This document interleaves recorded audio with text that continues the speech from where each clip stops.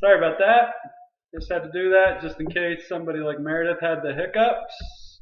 To get rid of that right off the bat so it's not distracting. I think I scared Ainsley in the process. She's right beside me watching the movie. Anyway, how's everybody doing? Today is history lesson 43. A New Millennium. Wow. A new millennium. The turn of the century, but it's not just the end of a century. It's the end of 1,000 years. Which is significant. Very significant. Some of you lived through that. Most of you weren't born. That's okay. Sorry about that. You missed it by a few years. Too bad. You're not going to make it to the next one. Just saying. Alright. Anyway. It's Friday, and it is roasting hot in this building. You guys can be so glad you're not here right now, because it is hot. Okay? Anyway. So let's get through this. I'm going to try to keep today's lesson a bit shorter, but who knows? These history lessons have been getting pretty long. So we'll see what happens. All right, so last time we talked about Ronald Reagan. Ronald Reagan was the president from when? Who knows? 1981 to 1989. Well, Ronald Reagan left office in 1989, and he was succeeded by his vice president, George H.W. Bush. Okay, not George W. Bush, George H.W. Bush. In case you didn't know, we had two George Bush presidents. Okay, if you didn't know that, you should have. But anyway, you do now. George H.W. Bush was the first George Bush president.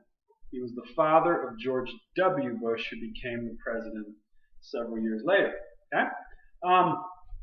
Anyway, George H.W. was Reagan's vice president, and he ran for office after Reagan's second term, and he won. He did one term in office, and unfortunately, he lost his bid for re-election. Okay? So let's go through some things that happened in the 90s. Okay? So, the 1990s. Let me adjust this a bit. I'll turn it to make sure you get the other notes then too. Okay? The 1990s. The 1990s were marked by a booming economy. All right? The United States has had one of its best economies of all time, probably in the 1990s. And so as far as money is concerned, it was a good time. There was a military conflict in the 1990s called Operation Desert Storm. George H.W. Bush was the president. Saddam Hussein was the dictator of Iraq.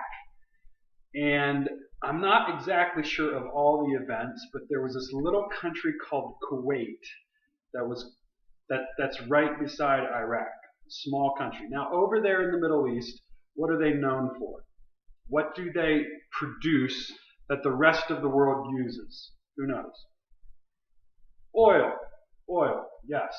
So they produce a lot of oil. Kuwait, the little country of Kuwait, and a lot of these countries are mostly desert, right? There's desert, so about the only good thing they have is oil. Okay, so Kuwait was mining or drilling and whatever, getting oil out of the ground, whatever you call it. And they're producing a lot of oil. And I believe what sparked the conflict was that Saddam Hussein accused the Kuwaitis of stealing oil from Iraq. Now, I'm not sure exactly if they were, but you know how it is. With modern technology, you can drill down and then drill sideways, right? So your pipes can go down and then sideways, or even at an angle. And I think that the Iraqis were accusing the Kuwaitis of drilling sideways down under their territory, right? So starting on the Kuwait side of the border, but drilling down into the Iraqi border to get their oil. Okay, and so the Iraqis got angry. They invaded Kuwait. The dictator of Iraq was a man named Saddam Hussein. He was not a good guy. He was a despot, okay, a wicked dictator who took advantage of a lot of people. And he invaded Kuwait. The United States decided we're not going to let that happen. I don't remember all the circumstances. George W. Bush decided he's not going to let Saddam Hussein do that. So he sent troops over, and of course we had our military technology and firepower was vastly more potent than the Iraqis, and we very quickly and very efficiently drove them back across their border back into Iraq. Said, sorry, you can't do this. You're out of here. We chased them right back in. It didn't last for very long. There weren't a lot of casualties, at least not on the American side. And we very quickly and effectively chased them back to their country and kept them there. Okay? Good. No problem, right? Well, there was two problems. Number one, we were never able to actually get Saddam Hussein because he was kind of the guy behind it. He had a way of evading and eluding our attack, and then so we never got to him, and so we never actually conquered him or his country. We just kind of chased him back across the border, right? The other thing that happened is the Iraqis decided, in order to be spiteful, on their way back to Iraq, they decided to light these oil wells on fire. So if you can imagine these massive oil wells in the Middle East pumping out hundreds of thousands of gallons of oil, I mean, I don't know how many gallons are coming out a minute, but it's a lot. They're just spurting oil into the air. Huge, I mean, massive amounts of oil, right? They light them on fire, okay? So they're like these huge, massive oil torches burning all over Kuwait, just burning, just oil just going up in flames. And the Iraqis did that just to be spiteful as they fled back into Iraq. And so there were several contracting companies from America, I believe. I'm not sure. There may have been other countries that were involved too that went over there, and their job was to put these fires out. And it was a really difficult task, put it that way. Dangerous, difficult. Basically, what they had to do is they had to use some kind of a pump that spewed such a vast amount of water with such high pressure that it cut the fire off in the oil well. So first of all, they had to cut the fire off, and then the fire would go out. But then they had to cap the wells so that they weren't just spewing oil into the atmosphere or into the air, and then out into the wasting it, whatever. So they first of all had to put the fires out, which was dangerous and hard, and then they had to cap the wells. It was a major project. Anyway, so that was Operation Desert Storm, but Bush the first, he never quite got Saddam Hussein, but he backed him up into his country, right? So anyway, that was one thing. The internet came about in the 1990s. There was internet before the 1990s, but it became public. It could be used for commercial. I think before the 1990s, I think it was only used within government settings. Government people were allowed to have the internet, but it wasn't open to the public for commercial and business use until the 1990s. But in the 1990s, people got to use the internet. I think I can remember the first time I saw somebody on the internet. The Hubble Space Telescope was produced in the 90s. You have the development of these two shopping places called Amazon and eBay. And for the first time in history, shopping takes a drastic change. People begin shopping online. Okay? So eBay and Amazon. DVDs were invented in the 1990s and began to become popular. They were much better quality and easier to use than the VHS movies. You guys ever watch the VHS? You have to rewind them when you're done, right? DVDs, you don't have to do that. The problem with DVDs, of course, is that they scratch. So Not a big fan of DVDs. Text messaging. So cell phones were developed in the 70s. Now they were very expensive. Not many people had them. And a lot of them you actually just used, they had this big it was actually kind of like a landline telephone except it was in your car. So it had this console thing and your phone was actually attached to it with a cord and it was in your car, right? That was sort of how cell phones started. There were others too. It wasn't just that. But anyway, in the 90s, cell phones began to get smaller and they began to become, you began to be able to do other things with them besides just making phone calls. And text messaging became a thing in the 90s. Okay? So let's go over here. Bill Clinton becomes president in 1993. He wins the 92 election over George H.W. Bush. George H.W. served for one term. Part of the reason he lost re-election was because there was a third-party conservative who ran. I think his name was Ross Perot, and I think he just died recently, actually. He was a very popular independent. Now, he never came close to winning the presidency, but he took enough votes away from George H.W. Bush that Bill Clinton was able to win the presidency. Okay? Bill Clinton was a Democrat. I remember plainly him winning the election. At least the second time, maybe more. Well, I'm trying to remember. Yeah, I think it was the second time. It's more clear in my mind. People were very disappointed and disturbed because we had just had 12 years of Republican conservatives, Reagan and George H.W. Bush, and these guys were the kind of people that we thought were better presidents, right? And then when Clinton won, everyone was like, "Oh no, our country's going to pot," right? Anyway, a good thing that he did was he balanced the budget. Okay, he actually got our country to where we spent less money than what we made. Okay, and that's kind of rare for a president to do that. And he was a Democrat. Okay. Now, again, to be fair, he had a booming economy, right? The economy was booming. So when your economy is booming and people are making a lot of money, they're also paying a lot of taxes. So that means the government is taking in a lot of money. And so he was able to balance the budget. And a lot of people say that the reason his economy was booming was because of Ronald Reagan. He was still, the after effects of Ronald Reagan. People argue about that stuff all the time. Who knows? Anyway, however, one of the things that most people remember probably about the Clinton presidency is that he was impeached. Okay, just like Trump was impeached a few months ago, but it was different than Trump's impeachment.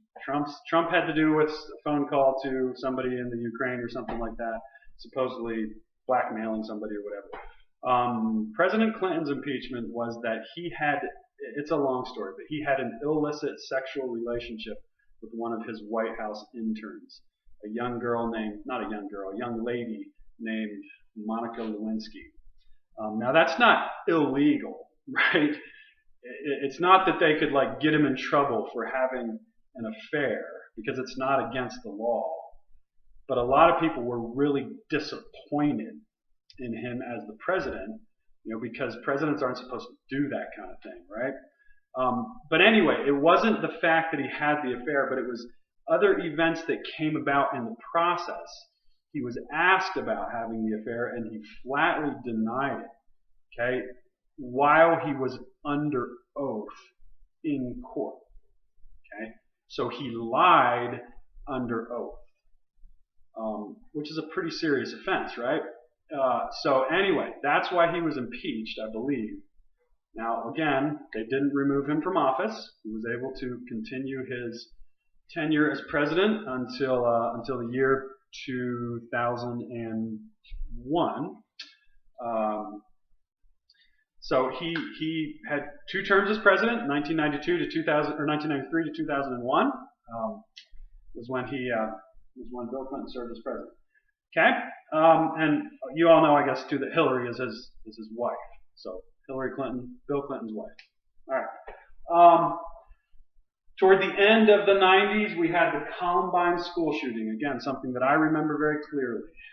The first big-time school shooting. There had been other smaller school shootings where a few people died, but this was the first one where a lot of people died. I think it was 12 or 13 kids died. And that was, again, it was in Columbine was the name of the school. It was in Littleton, Colorado, just on the outskirts of Denver. Right?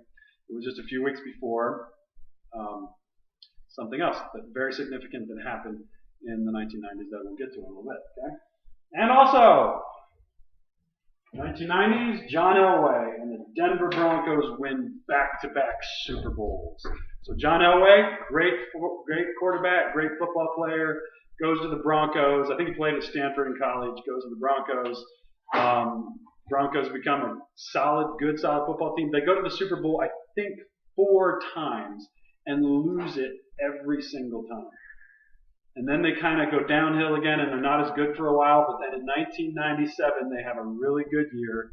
John Elway's like 36 or 37 years old, so everybody realizes he's about to retire. They have a really good year. They get to the Super Bowl, and they play the Green Bay Packers. Now, the Green Bay Packers are definitely the favorites, okay? They're the favorites. The Broncos are the underdogs, all right? Because the Packers have been the powerhouse for the last like 2 or 3 years. They just won a Super Bowl the year before. Brett Favre is their quarterback. The Broncos are the definite underdogs, okay? They get to the Super Bowl. John Elway's the quarterback. Terrell Davis is the running back. And everybody expects the Packers to win, probably blow them out, right? Well, guess what? The Broncos fight hard. They stay in the game.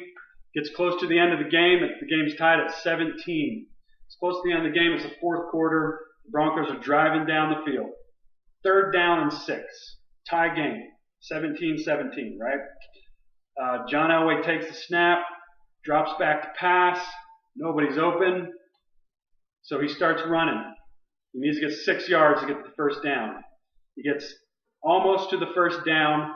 These 2 defenders come in to tackle him. And again, he's like 37 years old, which for a football player, that's not that old. But for a football player, that's pretty old, right? Okay? He jumps up in the air, gets hit from like 2 angles, goes spinning, and they call it the helicopter because he spins like a helicopter.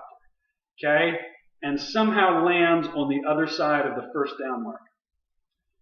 And one of his teammates said when he saw John Elway do that, he said, "There's no way we're losing this game. There's no way." So anyway, a few minutes later, Terrell Davis takes it in for a touchdown. And they hold the Packers, and they upset the Packers, and they win the Super Bowl in 1998. And then they come back again the next year and do it again. So that was a good time to be a Broncos fan. I was a Broncos fan, even though I was living in Pennsylvania. For some reason, I liked the Broncos. I think it had to do with the fact that, my aunt and Uncle John in Maryland lived in Colorado, and I thought Colorado was a cool place. And so I was a Broncos fan. I liked John Elway. So that was a fun time to be a Denver Broncos fan. Anyway, so let's keep going here. So that was the end of end of the 90s. And then we have the 2000s. Okay?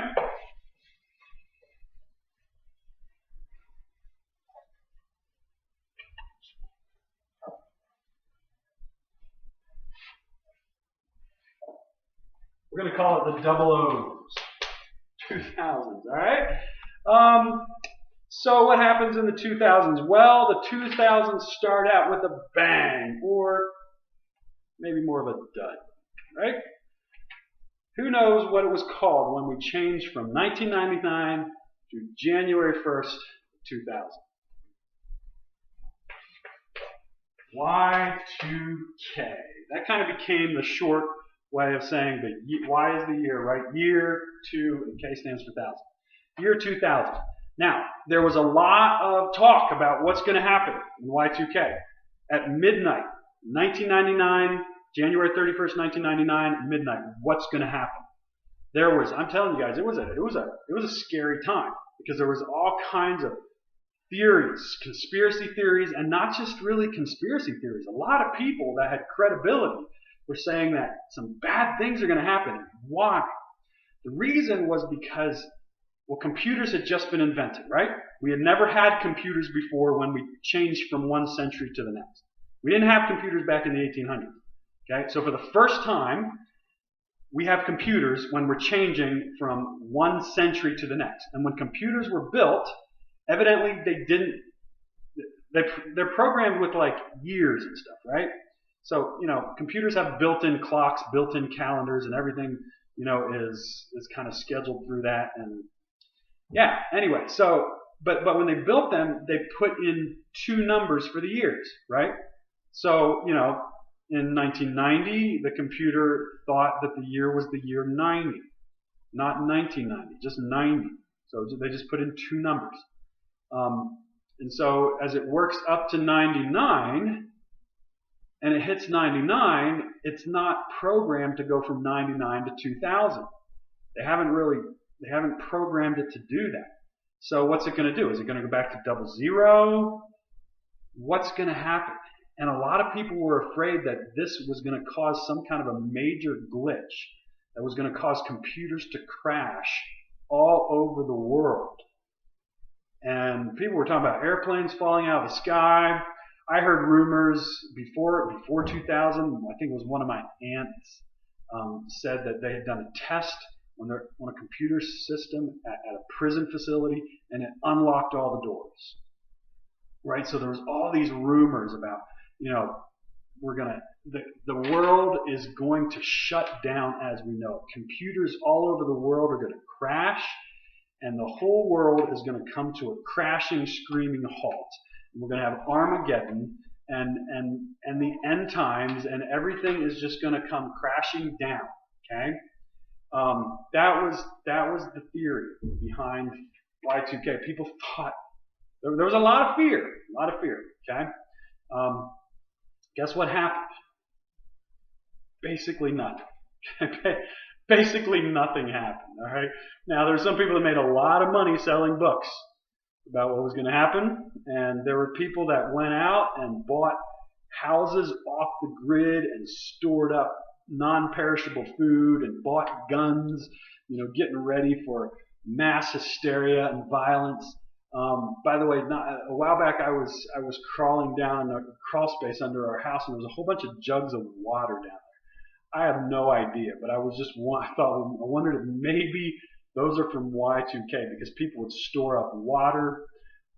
It was just some people were prepared for the worst, okay?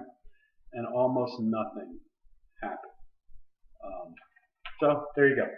Anyway, George W.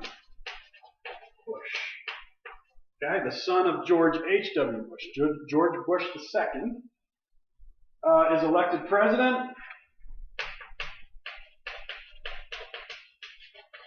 by the skin of his teeth.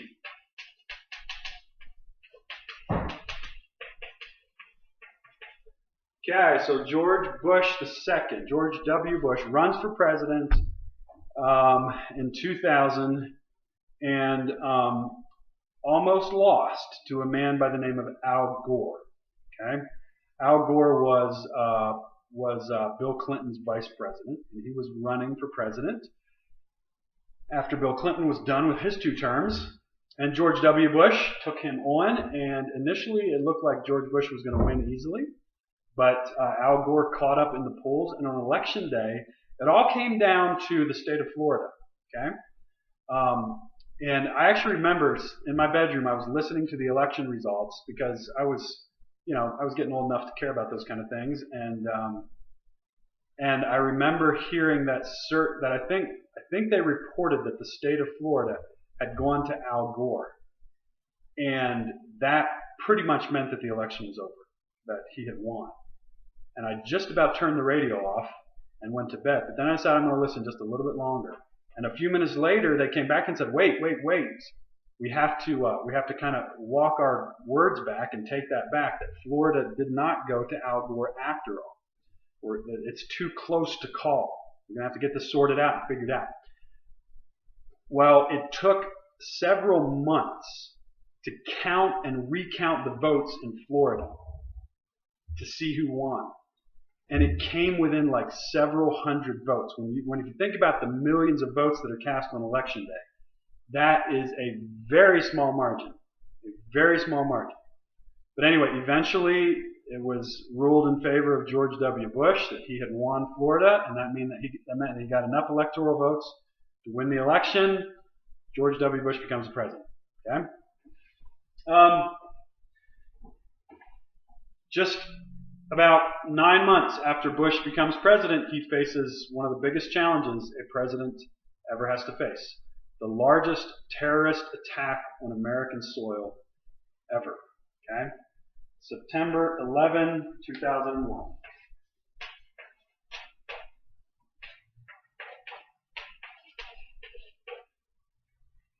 It was also the day that Mr. Weaver moved away from home. I know, you guys have heard the story over and over again. Come on. Yep, the day I moved away from my home in Pennsylvania, I was 20 years old. I was moving to Alberta, Canada to teach school. I had packed everything up. My paperwork had come in the day before, and again, that paperwork had to come through the Canadian Embassy in New York City because I was moving to Canada. So if it would have waited a day, I probably would have never got that paperwork. Anyway, my paperwork comes through.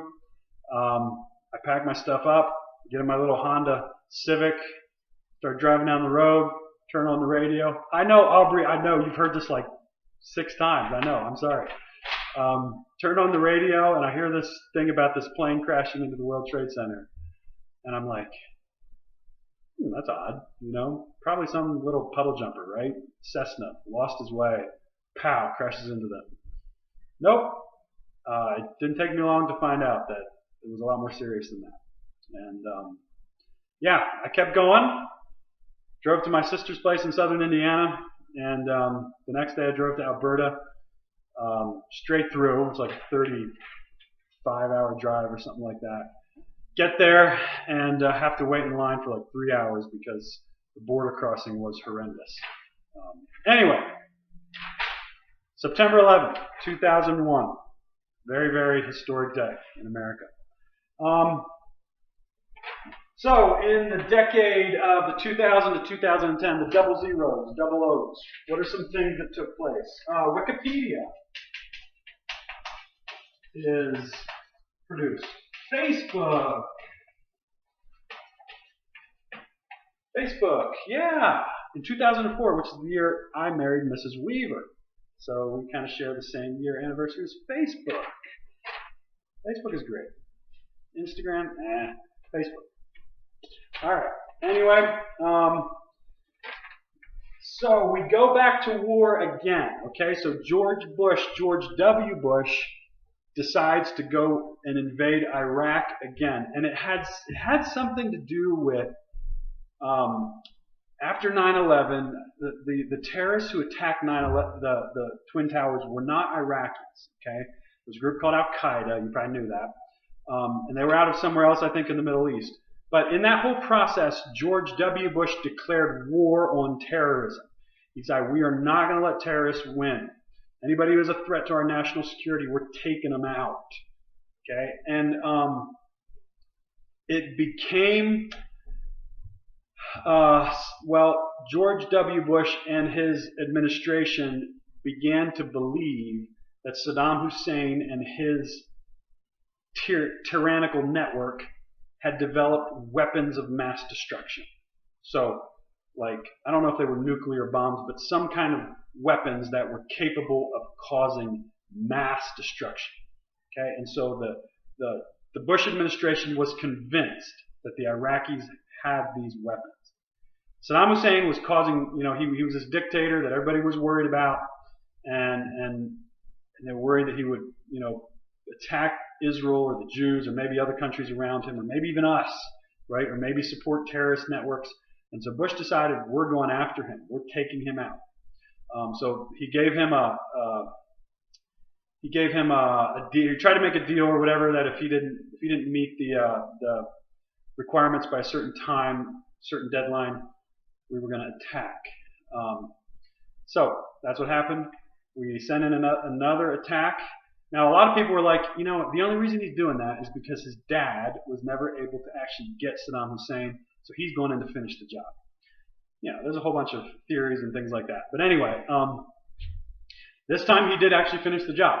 We attacked Iraq. It was a much bigger, more violent, more deadly conflict than the first Iraq war, the Persian Gulf War had been, or what did we call it, the Operation Desert Storm. It was much worse than that.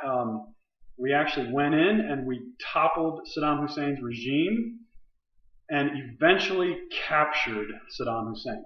Okay?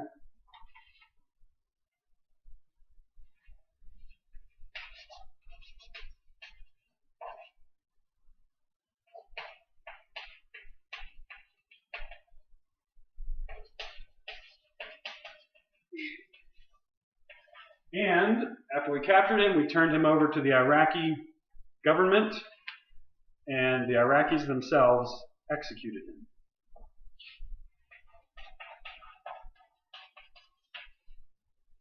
Okay? So, George W. Bush took out Saddam Hussein. A lot of people, there's a lot of controversy about that war looking back. A lot of people think it wasn't really worth it. They never actually found any weapons of mass destruction. Some people think that the Iraqis destroyed them or got rid of them before we got there to make it look like they didn't have them. But we never actually found those weapons of mass destruction, and that's why we went to war. So you can make the argument that it wasn't a great decision. Anyway, a little bit more about the 2000s.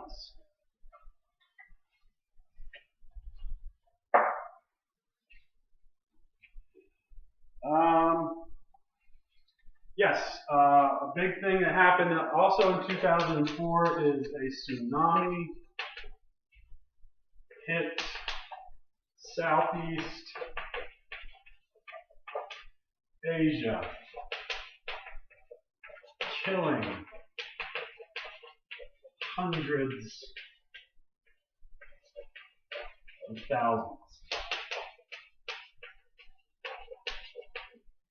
All right, in 2004. It's a big deal. This is a big deal. You guys know what a tsunami is, right? Some people call it a tidal wave. So basically there was an earthquake, a really bad earthquake, basically in the middle of the ocean, out there somewhere in the middle of the ocean, where it didn't really cause, I'm not sure, it might have shook up some small islands or countries a little bit, but it didn't cause much damage to actual like people's property or cause deaths or anything, I don't think, or at least not many, because it was out like mainly in the middle of the ocean, right? And if an earthquake happens in the middle of the ocean, nobody knows, nobody cares, right? Until that earthquake causes a tsunami.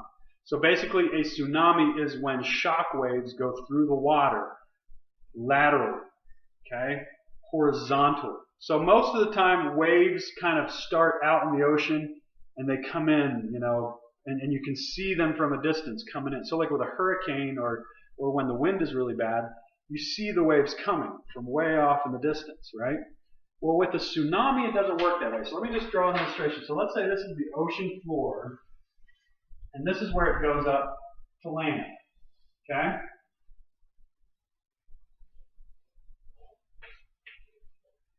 So this is the water, and this is the beach, or whatever.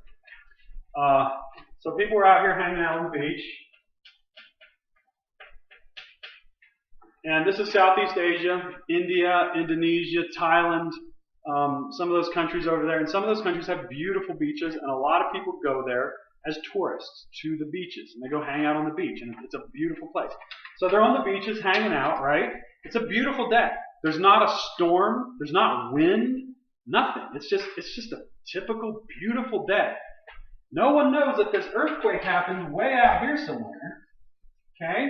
The ground's shaking, and it sends shock waves through the ocean, right? And what happens with a tsunami is that it doesn't start out here, okay? Because the waves are going horizontal, all right? So there's hardly a wave at all out in the middle of the ocean. You don't see it coming until the shock waves start hitting the ground, and then they move up, right?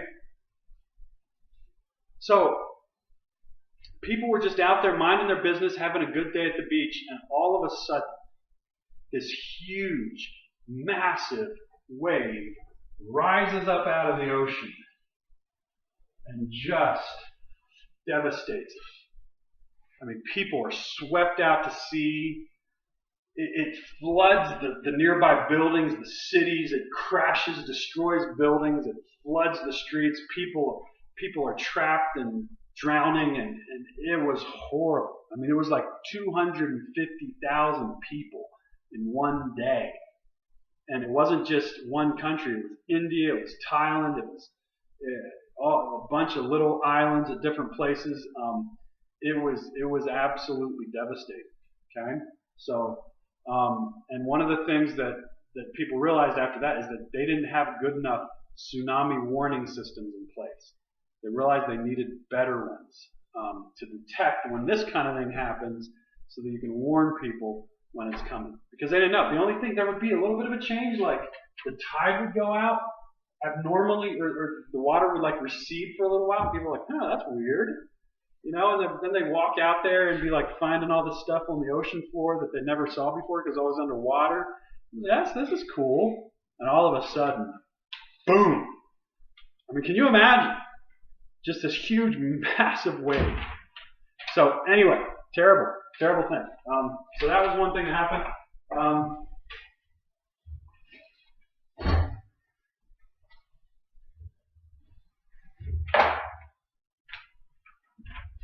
And in the double O's, we get our first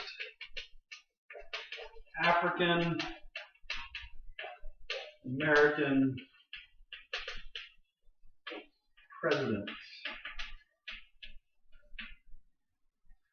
Okay, anybody know who it was? Barack Obama. Yes. Okay, he gets elected in 2008, takes office in 2009, becomes the president. In 2008 or 9, roughly, we had one of the biggest recessions we've had in recent history. The housing market crashed, and the economy took a huge downturn. It wasn't as bad as like the Great Depression. It wasn't even close to as bad as the Great Depression. Your parents, I'm sure, remember that. But yeah, we had an economic downturn at the end of the double O's. So anyway, that's kind of some of the things that were happening around the turn of the century. It was a exciting time for me. I got married, graduated from high school. What else? Moved away from home. Had my first, let's see, 2 or 3 kids, something like that. Well, Mrs. Weaver had them, but anyway, you know what it means. Anyway, I moved to Alberta during that time. I moved back. Well, I didn't never really move back to Pennsylvania. Moved from Alberta to Mississippi, where I married Mrs. Weaver.